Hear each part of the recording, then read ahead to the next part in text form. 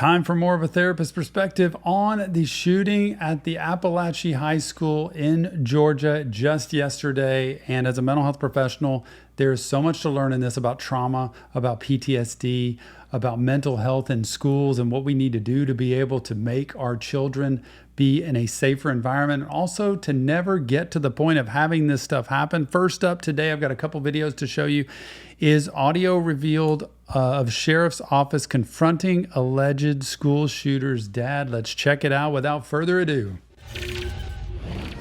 And our top story is a Fox News alert. At 8:30 this morning, the teenager accused of murdering 2 teachers and 2 students at his Georgia high school is expected to make his first appearance before a judge. This is the first I've seen him, actually the student there that was the one that shot him. This is after the shooting, I'm assuming, his mugshot. And here we go.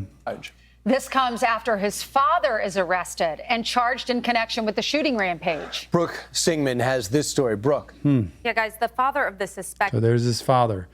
So the father's been arrested as well, complicit. Basically, I'm wondering if it's because he just was negligent and this young man had access to guns and the father just didn't do enough to note it. Man, these people were on a radar a year ago, y'all. We need to pay attention mental health wise. We turn our heads too many times, a blind eye, to thinking, well, maybe it's not that big a deal. And a year ago, he was put on a radar as a threat to a school and no follow-up, no mental, I don't know. Was there any counseling? Was there any mental health treatment? Did the school counselors at school pay attention to him? Did they call him into the office, talk to him? Are people watching what's happening here? Because, as I said before, too many schools have guidance counselors. They look at grades, they look at performance, they look at college, but they do not do the counseling they need to do. We go to school to be trained to be counselors. All these counselors have got to have, I'm sure, master's degrees in counseling. We've got to empower them to be more counseling related in schools, to pay attention to students like this. And this dad, I don't know what in the world happened. And where's the mom? School shooter has been arrested and he's facing charges of his own. This after telling investigators he purchased the gun used in the deadly shooting as a Christmas present for his son in 2023, which was months after the teen was flagged for allegedly making an... Y'all, young people don't need to have guns. Young people aren't legally able, from what I know, to own guns, from what I know, unless then they should probably be pretty well supervised if they're not trained super well and understand the meaning behind it, but especially if there's mental health history here. And what kind of gun was it? For his son in 2023, which was months after the teen was flagged for allegedly making an online threat to shoot up his middle school. Georgia officers also spoke to the father when investigating that 2023 threat. Listen. Let me ask you this: do you have weapons in the house? I do. Are they accessible to him? They are. I mean, there's nothing loaded, but they are down. Okay. We do a lot of shooting. We do a lot of deer hunting. He shot his first deer this year. The dad is now charged with 4 counts of involuntary manslaughter, 2 counts of second-degree murder, and 8 counts of cruelty to children. Now, these are the most severe charges ever filed against the parent of an alleged school shooter. These charges stem from Mr. Gray knowingly allowing his son, Colt, to possess a weapon. This is a very difficult time, as we know, for students and parents, and so many I know of students and parents here in this county and around this state are afraid. And public records show that the suspect's mother has a criminal record dating back to 2007. That's what I was wondering. Where's the mother? Where is she at this point? And first of all, when you're investigated in May about a possible threat to a school, as a parent, I gotta say, I want to have my son seek counseling and get some help myself to know how to help him and work with him, because there's got to be something going on that makes him get to that point. And then secondly, you get a gun 8 months later, the gun that he ends up using, guns aren't there, but the guns are there, but they're not loaded. Well, if he's in a mental state, and believe me, I've told you this before, this kind of thing does not come up the night before and he decides he's going to go do it. This is many times months, if not years in the making of, this is my plan, this is what I'm thinking. And it becomes a part of your makeup, your mental makeup in his brain of he can see it happening and it becomes reality.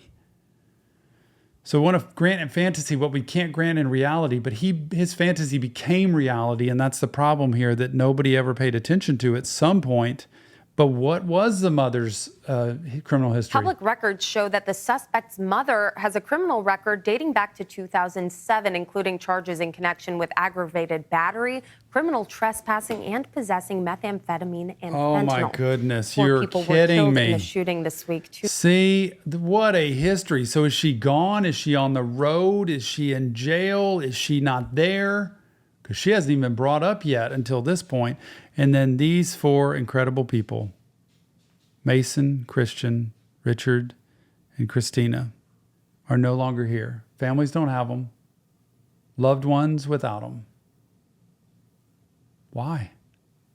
What are we going to do to pay attention? And that doesn't mean this devilish 14-year-old boy is Satan and let's just cast him away and all of a sudden everything's better. It's not better. You can't be this young with your brain not even fully developed yet and do something like this as a trait you're born with. It's grown over time. What's happened? Obviously with the mom, with the history like that, with the dad, I don't know what the story with the dad is, but obviously not seeing the reality of the signs of something going on with the son and something wrong. But a mom with this history, you could deal with abuse, abandonment, neglect, all kinds of different things. And he sees that pattern with his mom, all leading to the point of him doing this. So many people are going to need therapy. So many people are going to need treatment, mental health treatment after this because of seeing how possible this is and how easy it is for something like this to happen. And these 4 people paid the price for that. 2 students and 2 teachers, and 9 others were injured. The Georgia Bureau of Investigations announcing that police have made multiple arrests in connection with additional threats made against schools across the state. Guys? They are vigilant. Yeah. So, Brooke, thank you very much. It's amazing because the mom, as questionable as a father's behavior, and that's why he's been charged. Mom, obviously a huge drug problem. According to the neighbor, she said, Lauren Vickers, there were nights when the mom would lock him out and his sister out of the house, and they would be banging on the back abuse, door, neglect, just abandonment. screaming, "Mom, mom, mom," and crying. It was absolutely devastating. Trauma response. So abuse, neglect, abandonment, mistreated, just abused horribly that way. Just but that one story, and that's just one story. If somebody's able to or willing to kick their child out, lock them out, they're screaming, "Mom, mom, mom," and she's got this drug addiction and this problem, then you can imagine what's the core belief in his brain. I'm no good. I don't deserve love. I'm a bad person. And all of the intense feelings, screaming mom to his mom, wanting help, wanting to be rescued, but also probably feeling hatred towards his mom for treating him that way. All the mixed up emotions that go into that all of a sudden he transfers those feelings out onto other people. And that's where this happens. You transfer what you go through with this mom and with this family at home and the abuse, the abandonment, the neglect, the attachment issues, and you transfer it through your actions, okay?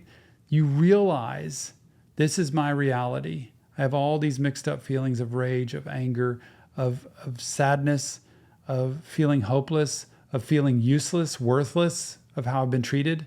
So I'm going to take this and I'm going to act this out on other people. And I'm going to have them feel the way that I feel. I can't wait to hear if he talks one day ever. I feel so sorry for this 14-year-old in terms of the life that he's had to live up to this point. He's got to pay the price for what he actually chose to do here. But this is a preventable situation if we can get the mental health treatment. But very often they keep it secret. They hide it. The mom, the dad, they're not going to get any help.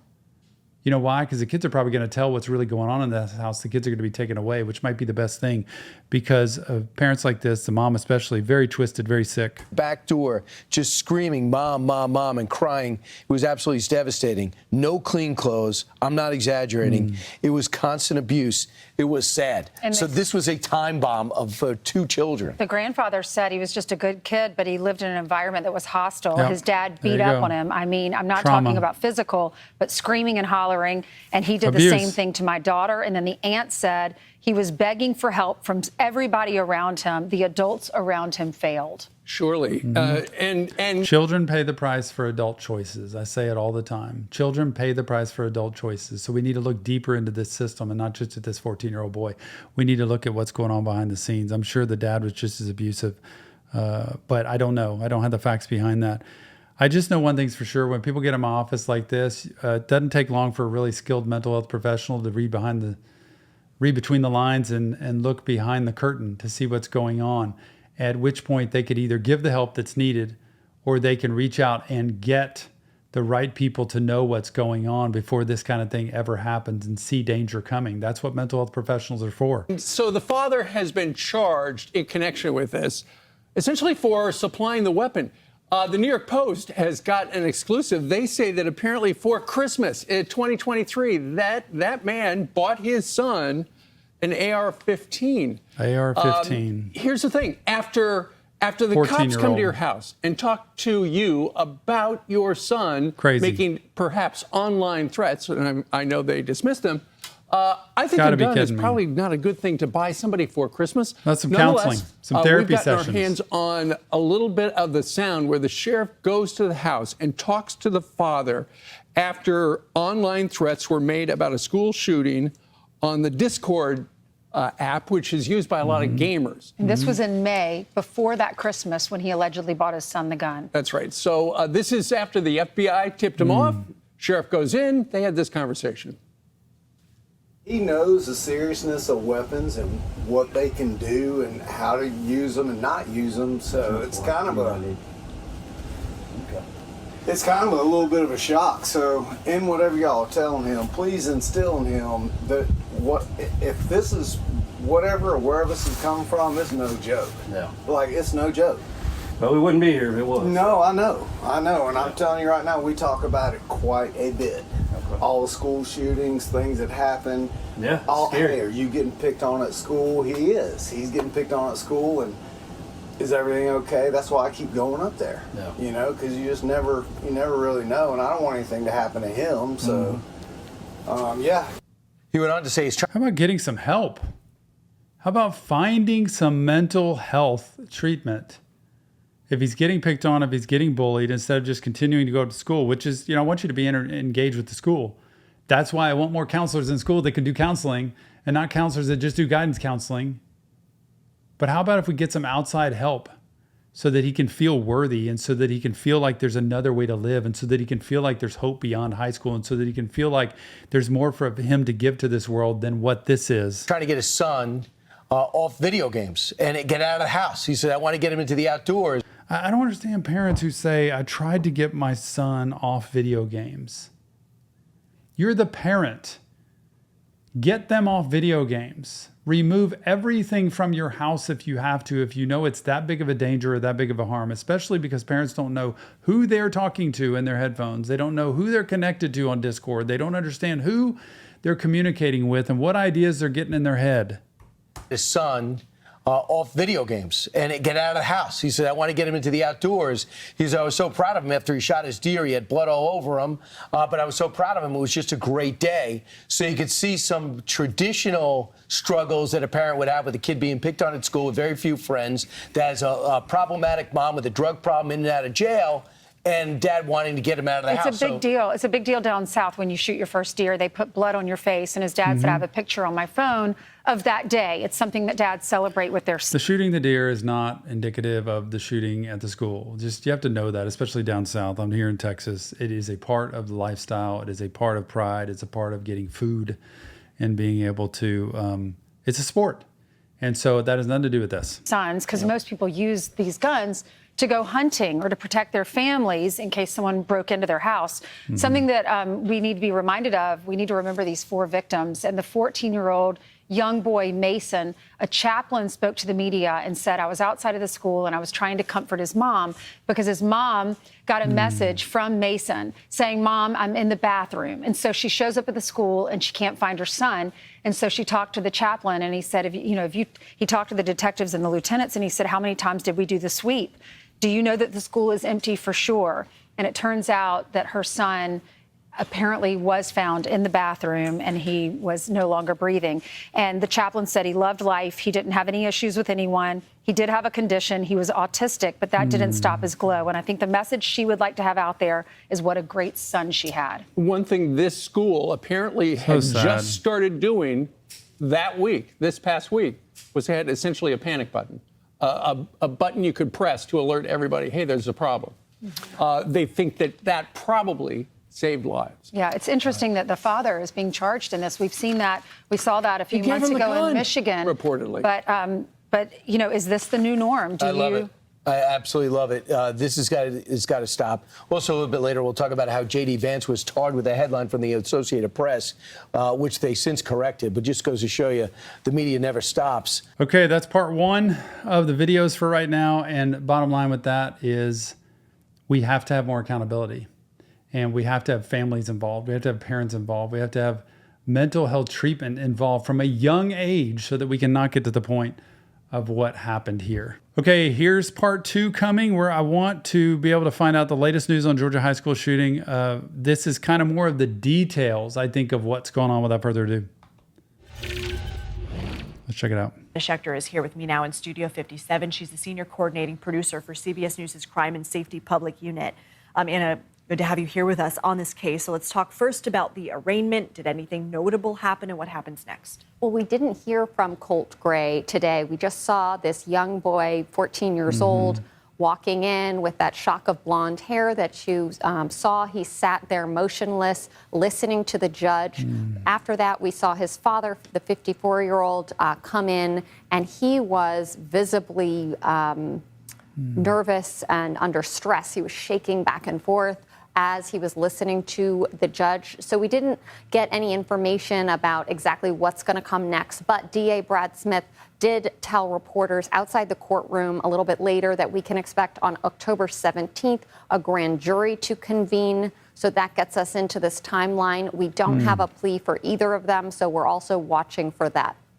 Okay, let's talk about this investigation that happened in May of 2023. I want to go ahead and play some of the sound. I still want to know, where is the mother?